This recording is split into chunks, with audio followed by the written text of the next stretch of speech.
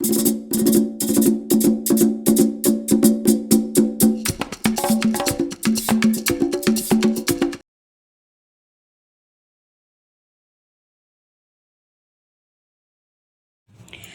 Friends, welcome to your channel Raghav Gyan Sagar. आज हम आपके लिए लेकर के आए हैं मानव शरीर विज्ञान से संबंधित सभी महत्वपूर्ण जीके के क्वेश्चंस जो आपकी आने वाली सभी एग्जाम्स के लिए बहुत उपयोगी हैं। फ्रेंड्स, अगर आपको वीडियो पसंद आए तो लाइक और सब्सक्राइब जरूर करें। कमेंट बॉक्स में मुझे ज़रूर बताएं क्या कमी रह गई है। तो आइए चलते हैं क्वेश्चंस की तरफ। क्वेश्चन नंबर 1 आपकी स्क्रीन पर है। मानव की पाचन नली लगभग कितने फीट की होती है? तो इसका A 16, B 18, C 32, D 22। तो इसका सही आंसर है 32 फीट की होती है मानव की पाचन नली। Next question.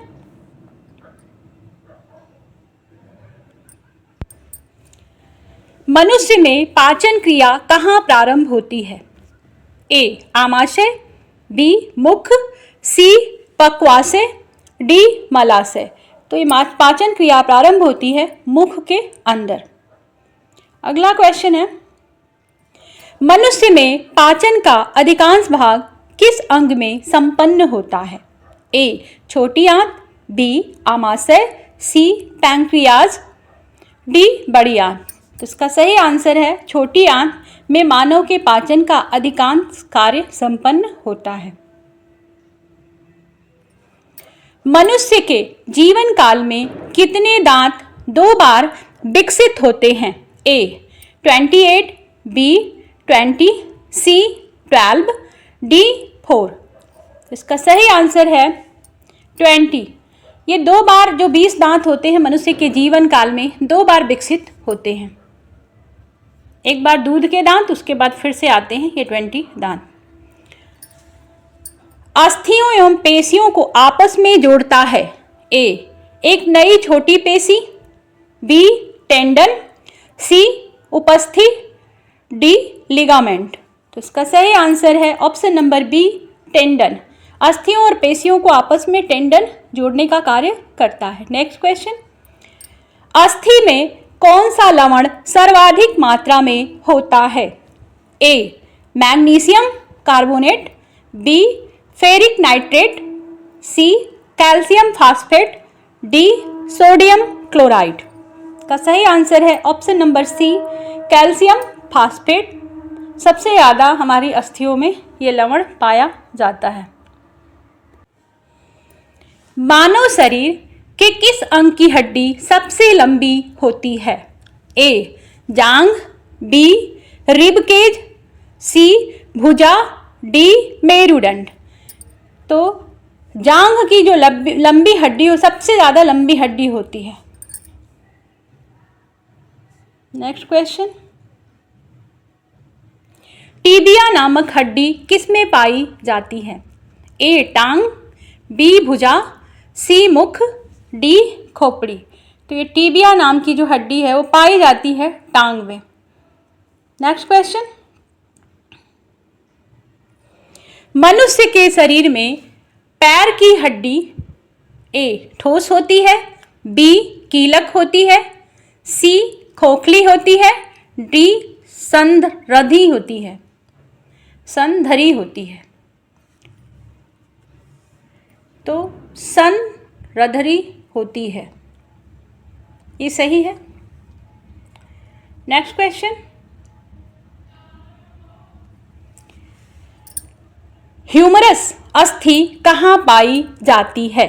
A पिंडली, B अग्रभुजा, C जांघ, D ऊपरी भुजा। तो इसका सही आंसर है ऊपरी भुजा में ह्यूमरस अस्थि पाई जाती है।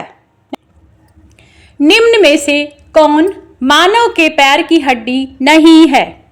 A humerus, B fibula, C tibia, D femur. तो इसमें से A जो है ह्यूमरस मानव के पैर की हड्डी नहीं है। Next question. मानव शरीर की सबसे लंबी हड्डी है?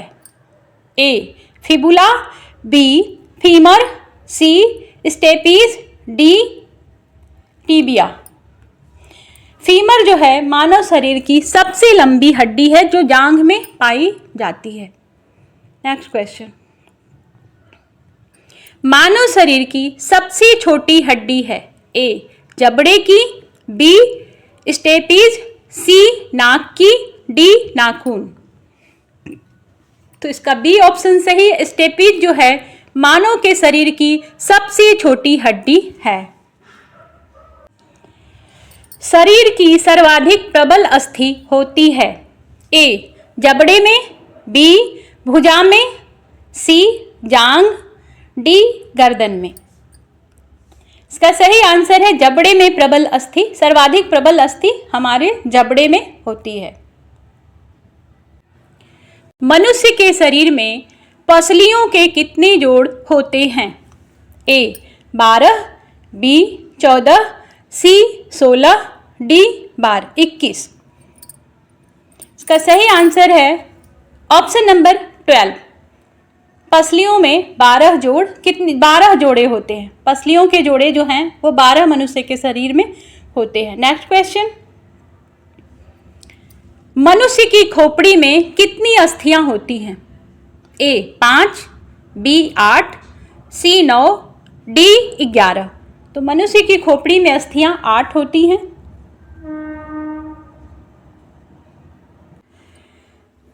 नवजात शिशुओं में हड्डियों की संख्या लगभग कितनी होती है?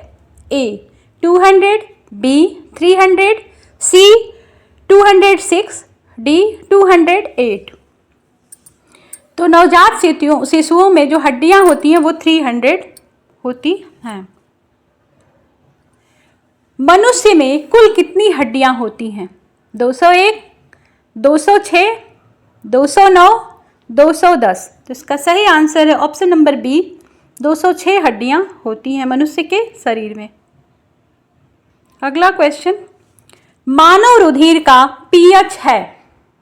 ए 5.1, बी 7.4, सी 7.9, डी 8.1। तो मानव शरीर का जो पीएच है वो होता है 7.9।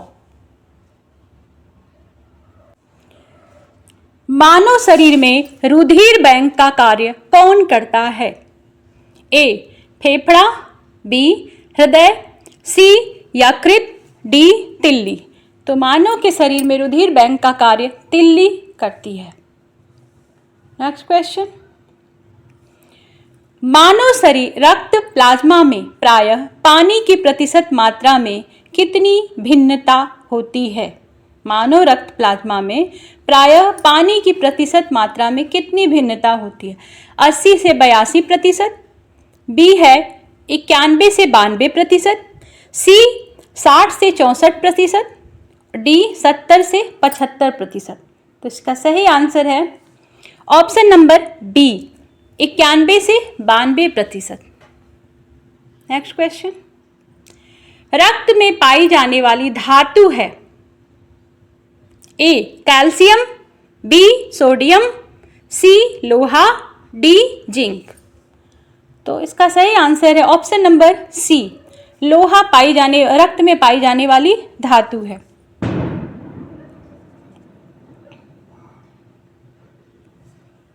रक्त का शुद्धिकरण कहाँ होता है? ए फेफड़ा, बी यकृत, सी किडनी, डी ये सभी। तो रक्त का शुद्धिकरण होता है ये सभी जगहों पर, फेफड़ा, यकृत और किडनी, तीनों जगहों पर रक्त प्यूरिफाई होता है। नेक्स्ट क्वेश्चन है, मानव शरीर में खून का शुद्धिकरण प्रक्रिया को कहते हैं, क्या कहते हैं? ए हीमोलेसिस, बी ऑस्मोसिस, सी पैरालिसिस, डी डायलिसिस। तो इसको कहते हैं डायलिसिस। रक्त में लाल रंग निम्न में से किसके कारण होता है? ए प्लाज्मा, बी आरबीसी, सी डब्ल्यूबीसी, डी हीमोग्लोबिन। तो रक्त में जो लाल रंग होता है वो हीमोग्लोबिन के कारण होता है। हीमोग्लोबिन में होता है? ए तांबा, बी लोहा, सी जस्ता, डी मैग्नीज। तो इसका सही आंसर है ऑप्शन नंबर बी, हीमोग्लोबिन में लोहा पाया जाता है। नेक्स्ट क्वेश्चन, शरीर में हीमोग्लोबिन का क्या कार्य है? ए जीवाणुओं का नाश, बी रक्त अल्पता का निवारण, सी लौह का उपयोजन, डी ऑक्सीजन का परिवहन। तो इसका सही आंसर है ऑप्शन नंबर डी, हीमोग्लोबिन का कार्य है ऑक्सीजन का परिवहन। नेक्स्ट क्वेश्चन, हीमोग्लोबिन किसका महत्वपूर्ण घटक है? WBC, जीव द्रव्य, RBC, पट्टिकाणु। इसका सही आंसर है RBC का एक महत्वपूर्ण घटक है। कौन सी रक्त वाहिकाएं साफ रक्त फेफड़ों से हृदय में ले जाती हैं? ए हृदय शिरा, बी फुफ्फुस शिरा, सी फुफ्फुस धमनी, डी हृदय धमनी। इसका सही आंसर है ऑप्शन नंबर बी, फुफ्फुस शिरा साफ रक्त को फेफड़ों से हृदय में ले जाती हैं। निम्न में से किसकी सहायता से रक्त द्वारा ऑक्सीजन ले जाया जाता है? ए लसीकाणु, बी श्वेताणु, सी रोहित कोशिकाएं, बी बिंबाणु। इसका सही आंसर है लोहित कोशिकाएं। इनकी सहायता से रक्त द्वारा ऑक्सीजन ले जाया जाता है। किसकी मौजूदगी के कारण शरीर के भीतर रक्त जमता नहीं है? ए प्लाज्मा, बी हेपेरिन, सी फाइब्रिन, डी हीमोग्लोबिन। का सही आंसर है हेपेरिन। इसके कारण शरीर के अंदर रक्त जो है वो जमता नहीं है। मानव शरीर का रक्त बैंक कहलाता है? ए प्लीहा, बी किडनी, सी यकृत, डी हृदय। तो मानव शरीर का रक्त बैंक प्लीहा कहलाता है। नेक्स्ट क्वेश्चन, रुधिर के प्लाज्मा में निम्न में से किसके द्वारा एंटीबॉडी निर्मित होती है? A lymphocyte, B eosinophil, B neutrophil, D monocyte. इसका सही आंसर है ऑप्शन नंबर ए लिम्फोसाइट। इसके द्वारा एंटीबॉडी निर्मित होती है। लाल रक्त कणिकाएं किस नाम से जानी जाती हैं?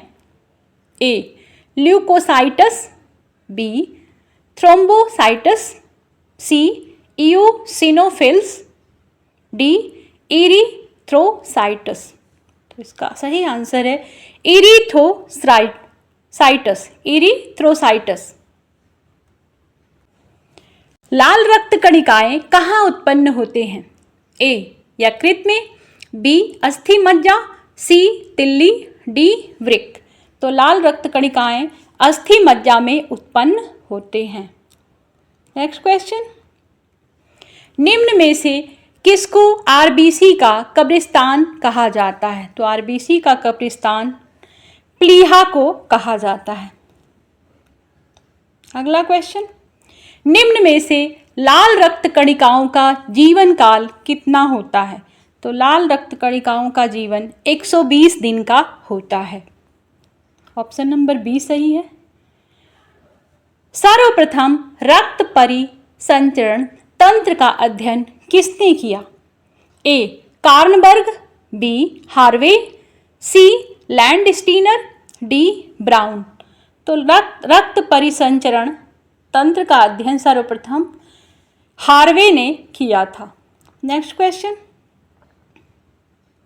पेसमेकर का संबंध है? पेसमेकर का संबंध है ए गुर्दा, बी फेफड़ा, सी हृदय, डी दिमाग।